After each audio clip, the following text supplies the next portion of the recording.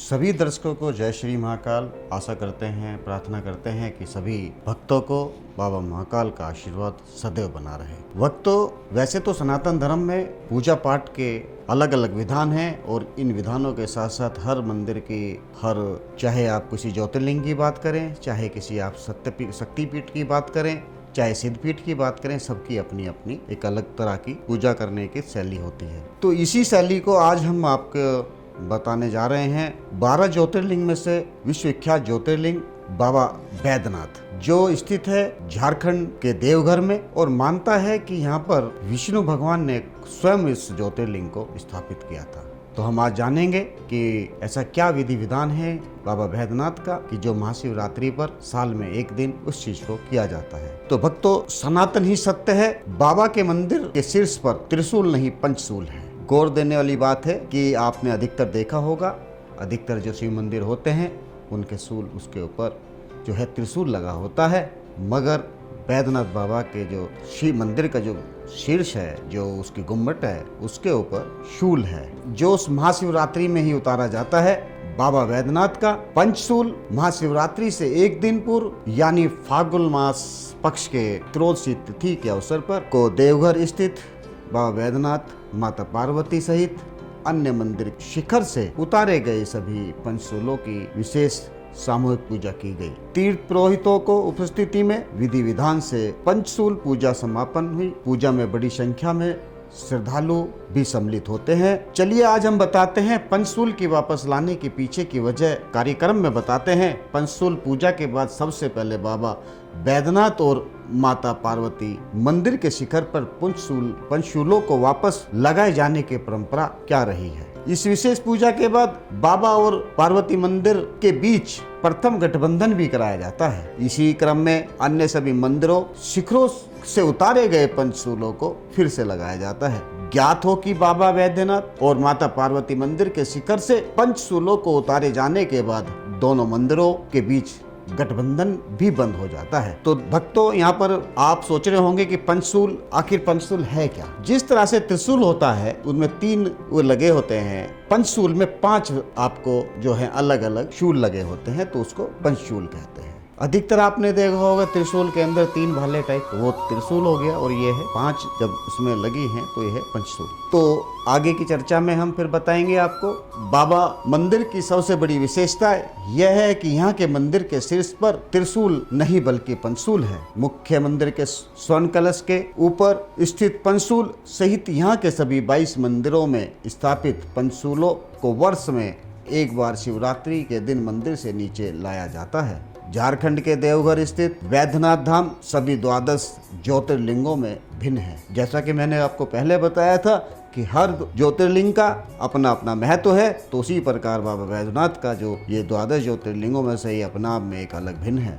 यही कारण है कि सावन में यहाँ ज्योतिर्लिंगों पर जल अभिषेक करने वालों की संख्या अधिक होती है। इस मंदिर में की सबसे बड़ी विशेषता यह है कि किसी भी 12 ज्योतिर्लिंगों में अलग यहाँ के मंदिरों के शीर्ष पर त्रिशूल नहीं बल्कि पंचशूल है। मनोरथ पूर्ण करने वाला काम न 12 ज्योतिर्लिंग स्थापित है, और पंचशूल के विषय में धर्म के ज्ञानकारों का अलग अलग मत है। मानता है कि यह त्रेता युग में रावण की लंका को बाहर सुरक्षा कवच के रूप में स्थापित किया।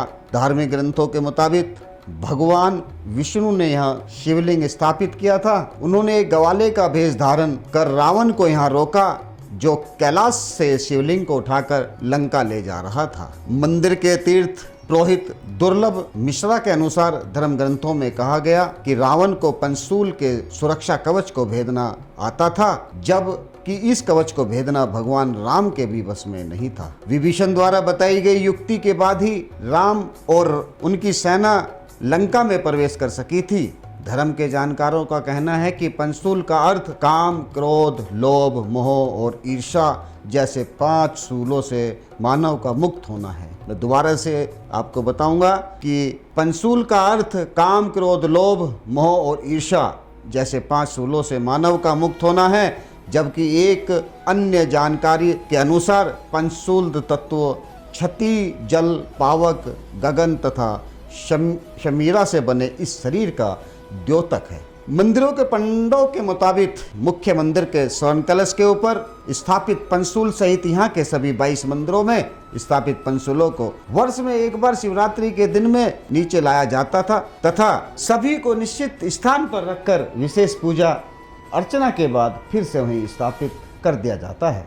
इस पूजा को देखने के लिए देश विदेश से लोग आते हैं। ऐसा नहीं है कि मंदिर पर चढ़कर कोई भी पंडित या पुजारी पंचशूल को उतार सकता है। पंचशूल को मंदिर के नीचे लाने के और ऊपर स्थापित करने के लिए एक ही परिवार के लोगों को मान्यता मिली हुई है और उसी परिवार के सदस्य यह काम करते हैं। यूं तो यहाँ वर्ष भर भक्तों की भीड़ लगी रहती है, लेकिन सावन मास में महीने के यहाँ प्रतिदिन 70 से 80 हजार भक्त बाबा बैद्यनाथ का जलाभिषेक करते हैं। सोमवार को इन भक्तों की संख्या 1 लाख से भी पार कर जाती है। अधिकतर भक्त सुल्तानगंज की उत्तरवाहिनी गंगा से जल भरकर कांवड़ के रूप में करीब 105 किलोमीटर की पैदल यात्रा का सफर यहाँ कर पहुँचते हैं। उसी जल से भगवान बैद्यनाथ का जलाभिषेक करते हैं। अब बात आती है दर्शकों की, हम इस सीरीज को चलाने से हम आपको क्या जानकारी हासिल होगी। तो मेरा कहना एक यही है कि मैं जो आपके साथ या आपके जो सभी भक्तों तक एक चीज़ को पहुंचाना चाहता हूं कि बहुत जो आज का युवा वर्ग है वो कहीं ना कहीं सनातन धर्म की जो जानकारी ना होना, सनातन धर्म के बारे में जो हमारे पूर्वजों ने हमारे बस सजो के रखी है, जो पीढ़ी दर पीढ़ी गुरु शिष्य परंपरा के अनुसार जो ऋषि मुनियों ने हर अनादिकाल से एक दूसरे को देते हुए आए हैं।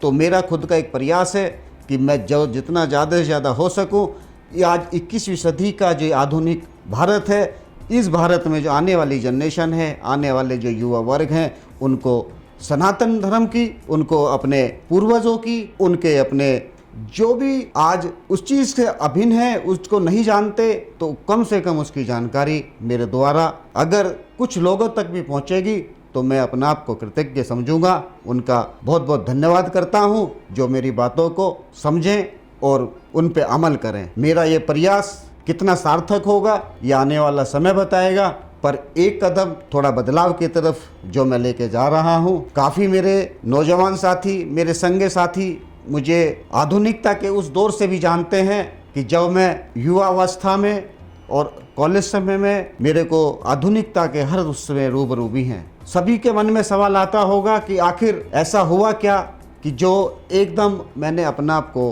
बदलाव किया। तो यही मैं कहना चाहूँगा कि जिस दिन आप सब अभी अपने अंदर रूपी राम को, भगवान को देख लेंगे, उस दिन आप सब खुद एक सुखद एहसास करेंगे कि वास्तव में कि हमारे अंतर आत्मा के अंदर, हमारे शरीर के अंदर कुछ तो ऐसा है, कुछ तो एक ऐसी पावर है कि जो हमें सारी चीज़ों से ज्ञात कराती है। तो मैं सभी से यही कामना करूंगा, सभी से यही अनुरोध करूंगा कि अगर थोड़ा बहुत भी समय आपके पास है तो अपने धर्म, अपने जात, अपने भगवान, अपने गुरु, जो जिसको भी आप मानते हैं, तो थोड़ा सा उस सुपर पावर को दें, उस भगवान को दें, जिससे आपका आने वाला कल अच्छा हो सके।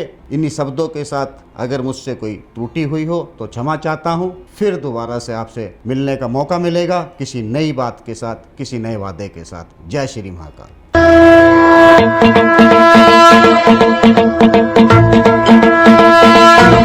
Thank you.